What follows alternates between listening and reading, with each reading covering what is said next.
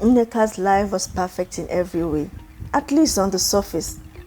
She was married to Chike, one of the most successful businessmen in Lagos, and they lived in a luxurious home in Ikoyi. Chike adored Nneka. He always told her how beautiful she was, how her slim waist and flawless skin made her the envy of all his friends. He treated her like a trophy, showing her off at every business dinner, every charity event, and every gathering with friends. To Nneka, Chike's compliments were the highest form of affection. She loved her husband dearly and wanted to start a family with him. But after 2 years of marriage, despite multiple positive pregnancy tests, she still hadn't been able to carry a child to term. Each time she tested positive, she would experience the joy of impending motherhood, only for that joy to turn to sorrow a few weeks later. The pregnancies would end abruptly, often accompanied by a sudden sharp pain or heavy bleeding that left her confused and heartbroken. Each time it happened, Chike would be right by her side, comforting her, holding her, telling her they would try again. He played the role of the caring husband to perfection. His face a mark of concern, his words full of love and promises of next time. But there was no next time. Nneka began to feel like something was wrong with her. She didn't understand why her body couldn't carry a pregnancy. Was it stress? Was it something she ate? Did she have a hidden medical condition? The anxiety began to consume her. She didn't want to lose Chike. What if he found someone else who would give him the children he wanted? What if he started cheating on her? These thoughts tormented her day and night. Chike always reassured her, reminding her of how perfect she was. "I love you just the way you are," he would say, kissing her forehead. But in the dark of nights, Nneka would lie awake, feeling the void in her womb, wondering why this kept happening to her. Eventually, Nneka couldn't bear the uncertainty any longer.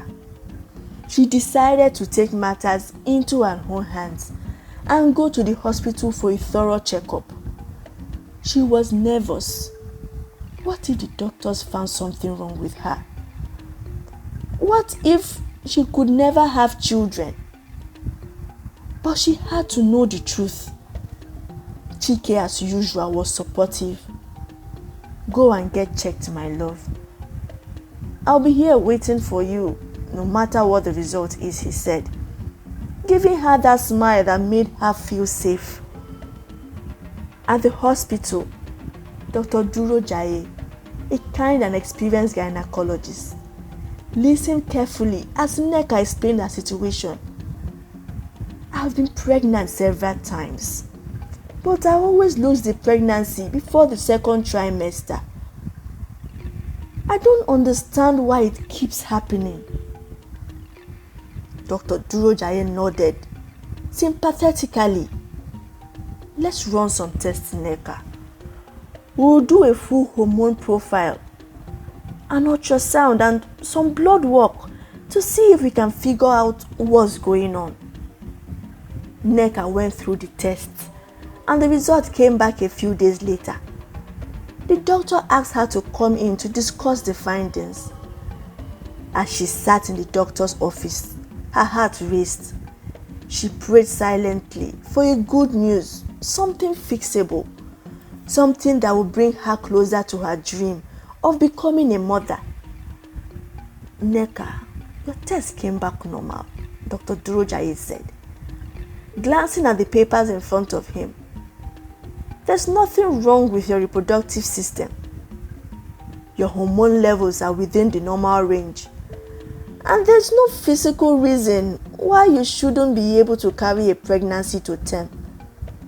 Nneka was stunned. But how is that possible? She asked, her eyes wide in disbelief. I've lost many pregnancies. The doctor looked at her thoughtfully. Tell me, have you been taking any medications during these pregnancies? Something prescribed or over the counter? Nneka shook her head. No, I just eat healthy and take prenatal vitamins when I know I'm pregnant. Dr. Durojaye paused, then asked another question. Do you ever feel strange after eating or taking something? Any unusual symptom during the early weeks of your pregnancies? Nneka thought for a moment.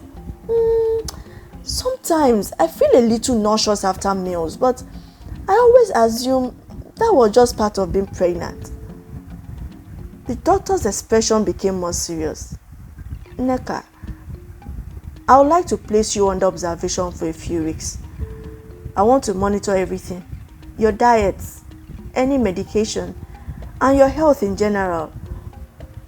If we can observe what's happening in real time, we might be able to find the pattern. Nneka agreed to the plan, determined to get to the bottom of her recurring miscarriages.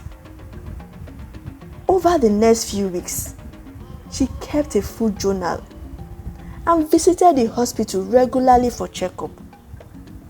She continued with her normal life, but something in her mind began to feel uneasy.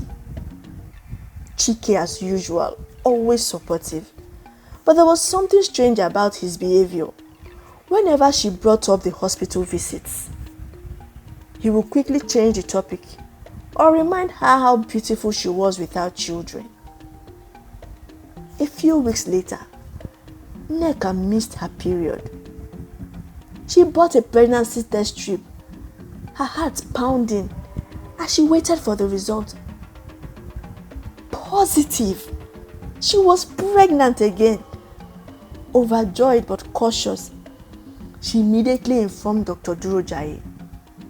He asked her to come in for an ultrasound, and once again, everything seemed normal. But this time, Nneka had a gut feeling that something wasn't right. She began to pay closer attention to everything she ate and drank.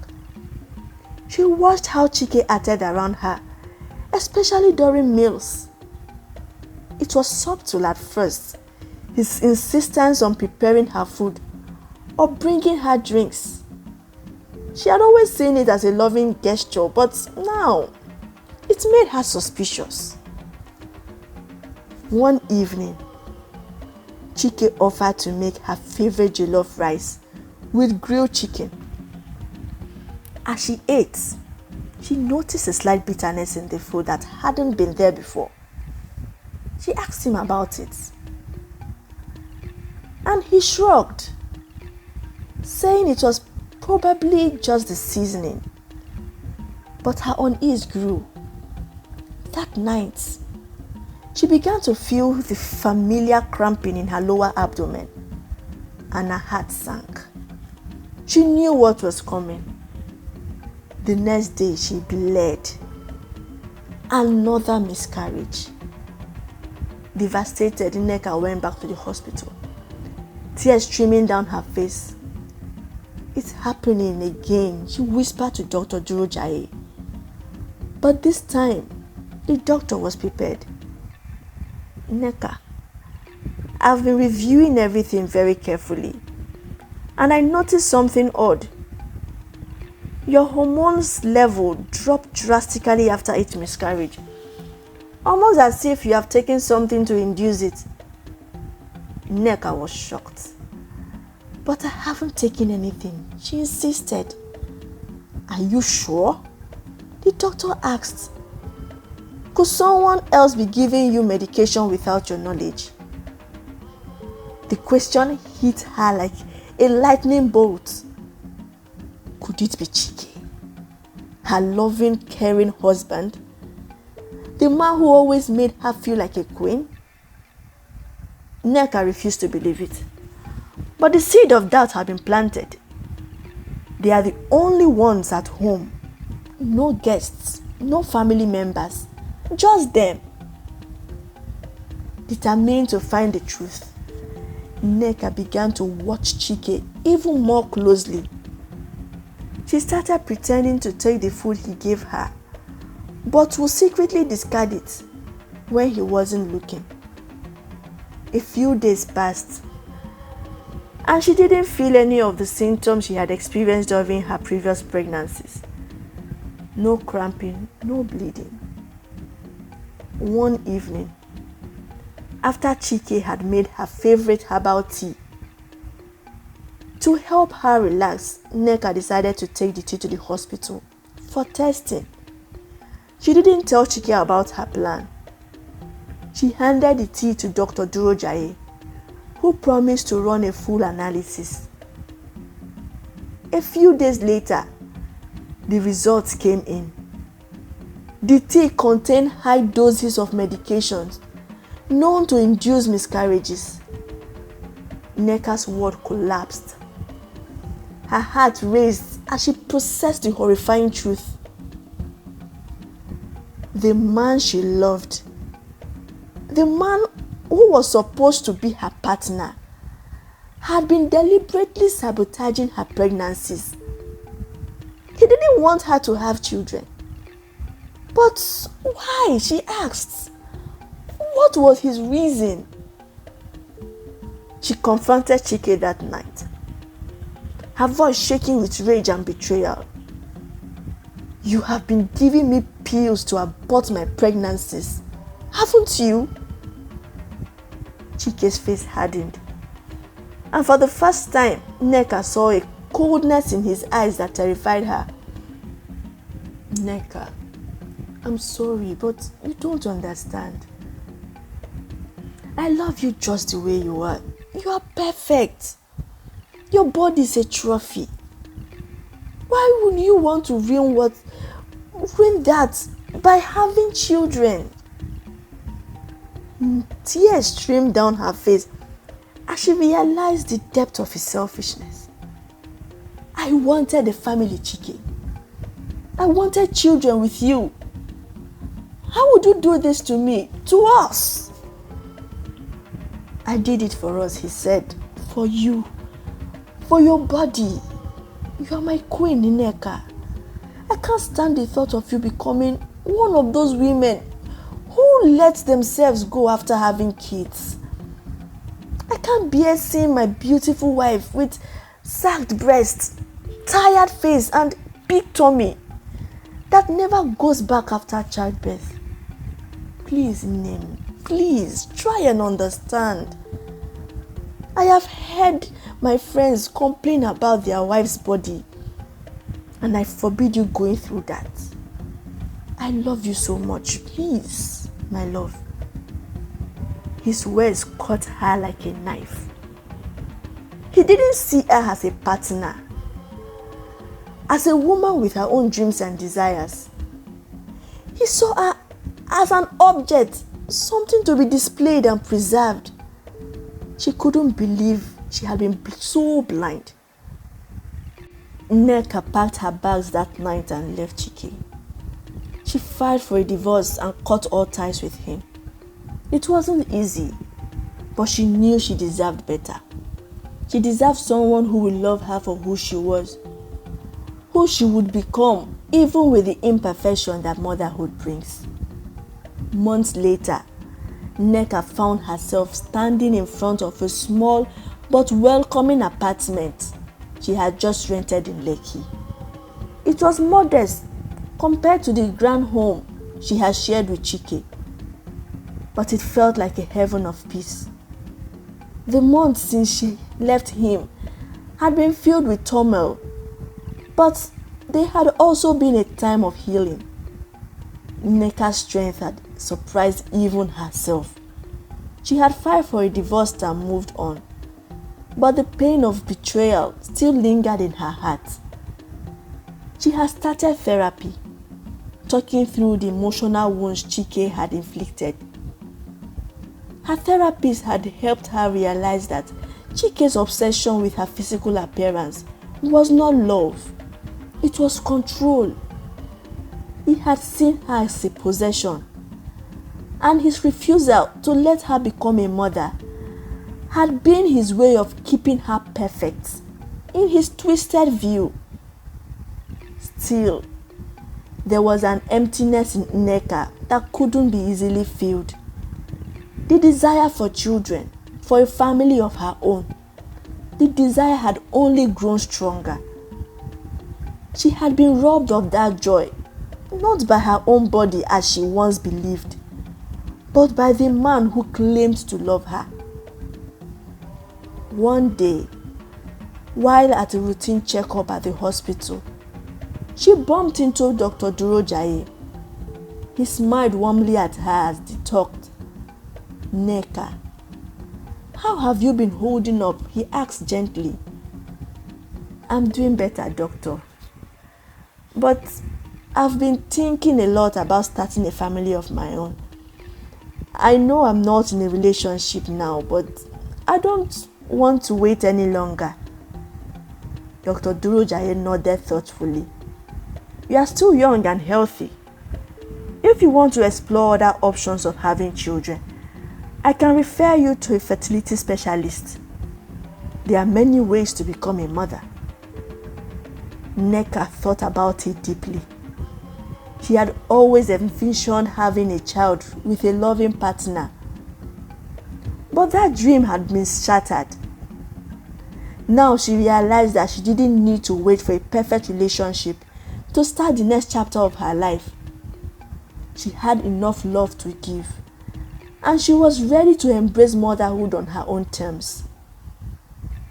A year passed and Nneka stood at the front of a small nursery she had decorated herself. Soft colors filled the room, and a crib sat in the center, waiting for its little occupant. After months of fertility treatments and careful planning, she was finally pregnant again. This time on her own terms. No sabotage, no secrets, just her and the baby growing inside her. As she placed a hand on her growing belly, she smiled softly, feeling the baby tiny kicks. For the first time in years, Nneka felt truly at peace. She was going to be a mother. Chike, on the other hand, had faced the consequences of his actions.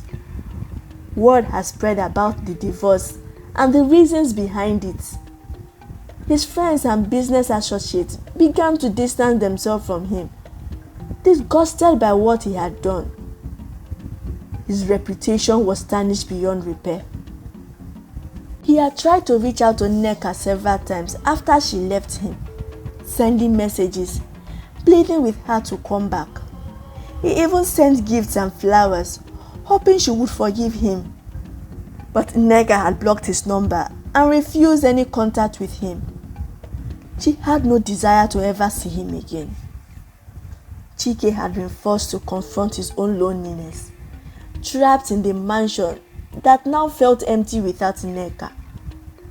The perfect trophy wife he had tried so hard to preserve was gone, and he was left with nothing but the ruins of his life.